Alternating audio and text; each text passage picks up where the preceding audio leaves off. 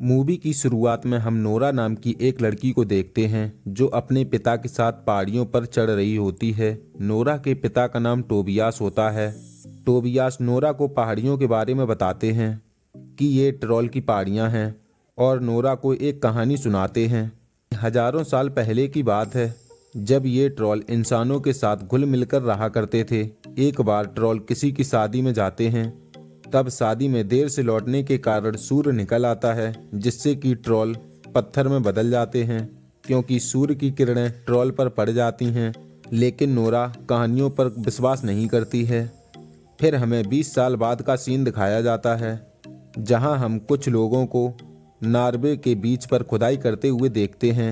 यहीं पर हम नोरा को भी देखते हैं जो 6 महीने से वहां पर खुदाई कर रही थी। तभी हम नोरा के बॉस को नोरा के पास जाते हुए देखते और नोरा का बॉस उससे कहता है कि हमें 6 महीनों से यहाँ पर कुछ नहीं मिला है, इसलिए हम कहीं और जाकर खुदाई करेंगे।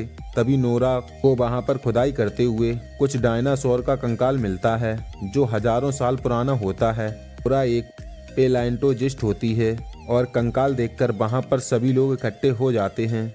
वहीं दूसरी तरफ हमें नॉर्वे का दूसरा हिस्सा दिखाया जाता है जहां पर कुछ लोग पहाड़ियों के बीच में रास्ता बना रहे होते, पहाड़ों में बारूद लगाकर पहाड़ को तोड़ रहे होते हैं जिससे पहाड़ियों में बहुत बड़ा धमाका होता है, जिससे ऐसा लगता है कि वहां पर कोई बहुत बड़ी पहाड़ी जाग गई हो। और फिर तभी वहां पर पहाड़ियां गिरने लगती हैं और फिर तभी वहां पर पहाड़ियों के गिरने के कारण बहुत सारे लोगों की जान चली जाती है। फिर इस बात की खबर मिलिट्री बेस को लगती है। ये खबर प्रधानमंत्री तक भी पहुँच जाती है। तभी एक मीटिंग बिठाई जाती है जिसमें डिसाइड करते हैं कि एटोलॉजिस्ट को बुलाना चाहिए और इस बात को प्रधानमंत्री भी मान लेते हैं। और फिर वहां पर नोरा को बुलाया जाता है और वहां पर नोरा की मुलाकात एक एंट्रियान से होती है और नोरा को वहां की तस्वीरें दिखाई जाती हैं जहां पर ये दुर्घटना हुई। और नोरा बताती है कि जहां पर ये दुर्घटना हुई थी वहां पर किसी बड़े बड़े क्रिएचर के पैर के निशान जैसे लग रहे हैं। वहीं पर नोरा एक वीडियो में एक अजीब आकृति को देखती है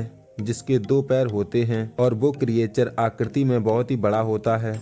और इसके बाद हमें 2 बूढ़े कपल्स को दिखाया जाता है जिनके घर के ऊपर से वो क्रिएचर निकल गया था जिसकी वजह से उनका पूरा घर टूट गया था, जिससे उनका पूरा घर टूट जाने के कारण वहां पर आर्मी आ जाती है क्योंकि ये घटना अजीब होती है। और फिर वहां पर नोरा को भी भेजा जाता है। वहां पर नोरा की मुलाकात एक क्रिस नाम के लड़के से होती है और वहां पर सभी लोग सोच रहे थे कि इतनी बड़ी चीज कहां पर गायब हो। ये पता लगाने के लिए नोरा उस क्रिएचर के पैरों के गड्ढों का इसके बाद नोरा उस क्रिएचर के पैरों के गड्ढों से निशान का मुआयना कर पर उसे कोई सुराग नहीं मिलता है। फिर नोरा ये सब पता लगाने के लिए क्रिस और एक आर्मी अफसर को लेकर पिता से मिलने के लिए, लेकिन नोरा और उसके पिता की अच्छी नहीं बनती थी। लेकिन नोरा जानती थी कि इस मामले में उसकी मदद सिर्फ उसके पिता ही कर सकते थे और नोरा अपने पिता को वही सब बातें बताती है जो अभी तक हुई हैं।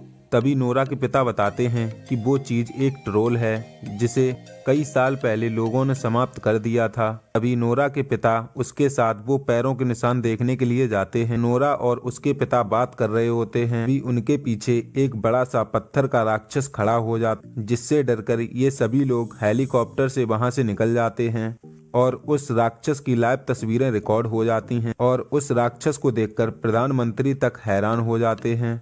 तभी प्रधानमंत्री राक्षस पर हमला करने के आदेश दे देते हैं, लेकिन नोरा के पिता प्रधानमंत्री को बहुत समझाने की कोशिश करते हैं कि यह एक ट्रॉल है कि ये किसी को फालतू में कोई नुकसान नहीं पहुंचाएगा। लेकिन प्रधानमंत्री उसकी बात नहीं मानते हैं और ट्रॉल पर हमला करने की आदेश दे देते हैं और ट्रॉल पर ताबड़तोड़ बारूद छुड़वा देते हैं।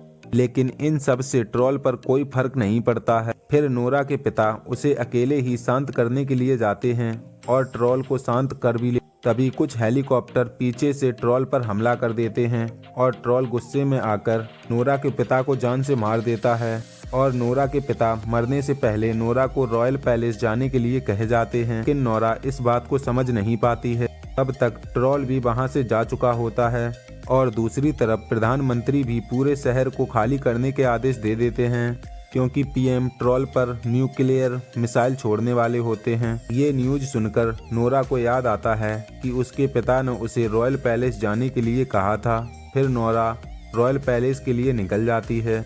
वहां पहुंचने पर एक ऑफिसर नोरा का वहां पर स्वागत करता है, क्योंकि उसे पता था कि नोरा वहां पर कभी न कभी जरूर आएगी, क्योंकि वह ऑफिसर नोरा के पिता के साथ पहले काम कर चुका था। और वह चीफ ऑफिसर नोरा को एक सुरंग में लेकर जाता है, जहां पर ट्रोल के पूर्वजों के कंकाल मौजूद थे, क्योंकि यहाँ पर पहले सभी मौजूद ट्रोलों को मार दिया गया था। इनमें से एक ट्रोल के बच्चे को न मारकर उसे दूर पहाड़ियों में कैद कर दिया गया था, और अब वही बच्चा बड़ा होकर पूर्वजों के कंकाल की तरफ वापस लौट रहा है।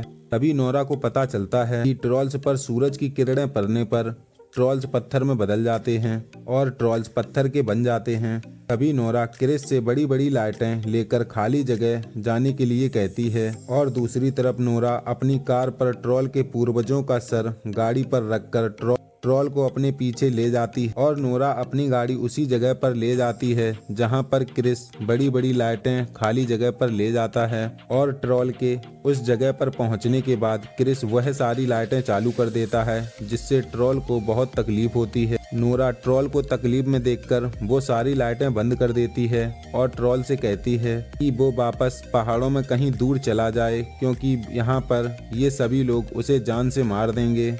और ट्रोल शांत भी हो जाता है, लेकिन तभी सुबह हो जाती है और सूरज की किरणें सीधी ट्रोल पर पड़ती हैं और ट्रोल हमेशा के लिए पत्थर में बदल जाता है। और इसके बाद प्रधानमंत्री नोरा को इन सभी के लिए शाबाशी देती है, और यहीं पर यह मूवी समाप्त हो जाती है।